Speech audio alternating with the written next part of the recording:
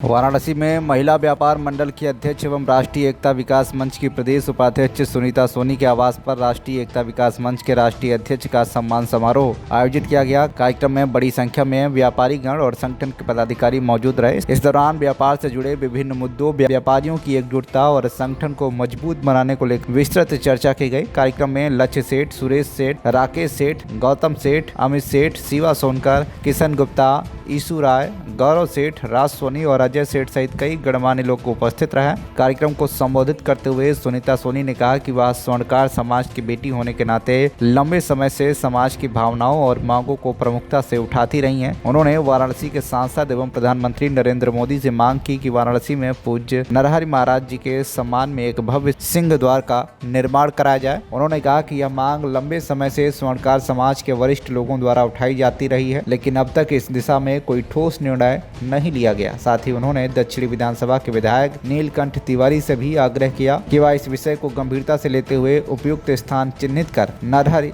महाराज जी के नाम पर भव्य सिंह द्वार का निर्माण की पहल करें। सुनीता सोनी ने कहा कि नरहरि महाराज जी स्वर्णकार समाज की आस्था, सम्मान और गौरव के प्रतीक हैं तथा उनके नाम पर बनने वाला सिंह द्वार समाज की पहचान को नई दिशा देगा। जी नमस्कार, मैं वाराणसी महिला व्यापार मंडल अध्यक्ष सुनीता सोनी।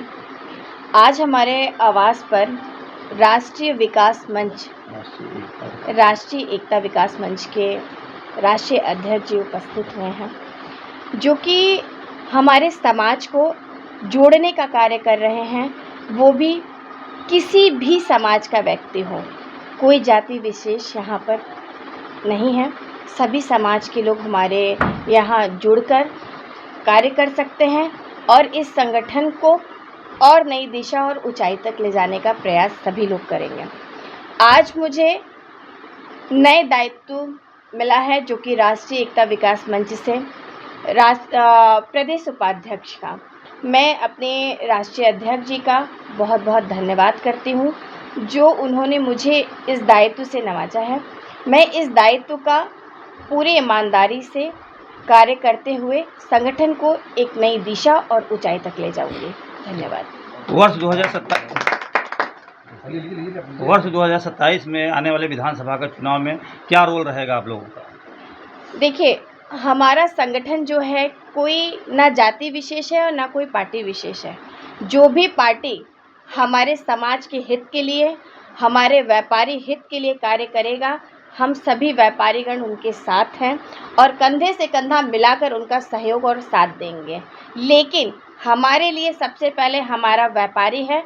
हमारा व्यापारी परेशान नहीं होना चाहिए, उनकी उन्नति हमें दिखनी चाहिए।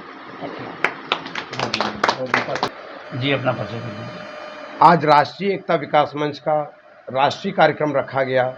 जनपद वाराणसी में मैं सत्य कुमार सोनी, राष्ट्रीय अध्यक्ष, राष्ट्रीय एकता विकास मंच का आगमन हुआ।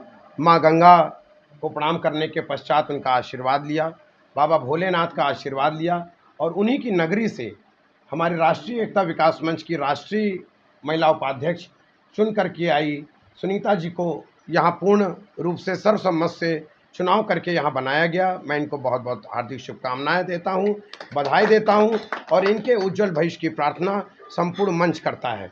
आज राष्ट्रीय एकता विकास मंच का कार्यक्रम आपके माध्यम से जनपद वाराणसी में रखा गया, जिसमें बहुत सारे व्यापारियों की जन समस्याओं को सुना गया, व्यापारियों की समस्याओं को सुना गया, समाज में आने वाली दिक्कतों को सुना गया, सार्वजनिक समस्याओं को सुना गया, स्वर्णकार समाज की समस्याओं को सुना गया, अनेक प्रकार की जन समस्याओं को सुना गया, जिसमें बहुत सारे समाज के जागरूक लोग, पदाधिकारीगण उपस्थित रहे। व्यापार मंडल के भी व्यापारीगण उपस्थित रहे, जिसमें यह प्रस्ताव पारित किया गया राष्ट्रीय एकता विकास मंच के माध्यम से स्वर्ण कला मंच की स्थापना की गई और जन जागरूकता के अभियान के तहत सभी को जोड़ने का कार्य किया जाएगा। सभी को फंड के दिलाने के लिए MSME योजना के तहत उनको जोड़ा जाएगा। उन सभी को GST के माध्यम से जोड़ा जाएगा। ITR की जानकारी दी जाएगी और उनके साथ कोई घटना, दुर्घटना या छिनैती या चोरी, ऐसी प्रकार की व्यापारियों की किसी भी प्रकार की समस्याएं आती हैं या ऐसी कोई घटना दुर्घटना होती है, तो सरकार से 50 लाख रुपए की डिमांड राष्ट्रीय एकता विकास मंच करता है कि उनके परिवार के भरण पोषण के लिए करेगा। आज हमने व्यापारियों के साथ साथ पत्रकार बंधुओं की भी समस्याएं को सुनने का कार्य किया है और उनके लिए भी सरकार से डिमांड किया जाता है कि उनके लिए एक बजट का प्रावधान किया जाए जिससे समाज में समान तरीके से उनको जीने का अधिकार प्राप्त हो। और भी एनपीएस कर्मचारी वर्ग भी आज हमारे साथ यहाँ उपस्थित रहा। कर्मचारियों की भी हम लोगों ने समस्याएं सुनी कि ओल्ड पेंशन योजना को ओपीएस को लागू किया जाए। इसके लिए सरकार से डिमांड लगातार हम लोगों की चल रही है। पूर्व में भी कई मंचों से मैं कह चुका हूँ, आज मैं फिर बनारस से इसकी शुरुआत कर रहा हूँ और कह रहा हूँ, पुनः प्रारंभ कर रहा हूँ कि ऐसी समस्याओं का निदान सरकार के माध्यम से निकाला जाए कि हमारे माननीय प्रधानमंत्री जी इसी बनारस की नगरी से चुन करके जाते हैं और संपूर्ण भारत ही नहीं विश्व में बनारस का डंका बजता है। तो माननीय प्रधानमंत्री जी को भी मैं आग्रह करता हूं, निवेदन करता हूं, जो भी ये यहाँ की समस्याएं आती हैं उनका निदान दृढ़तापूर्वक किया जाए। माननीय मुख्यमंत्री जी से राष्ट्रीय एकता विकास मंच निवेदन करता है कि आ रही समस्याओं का निदान यहाँ से हो। वाराणसी से नजीबुद्दीन खान की रिपोर्ट, TV1 इंडिया ने।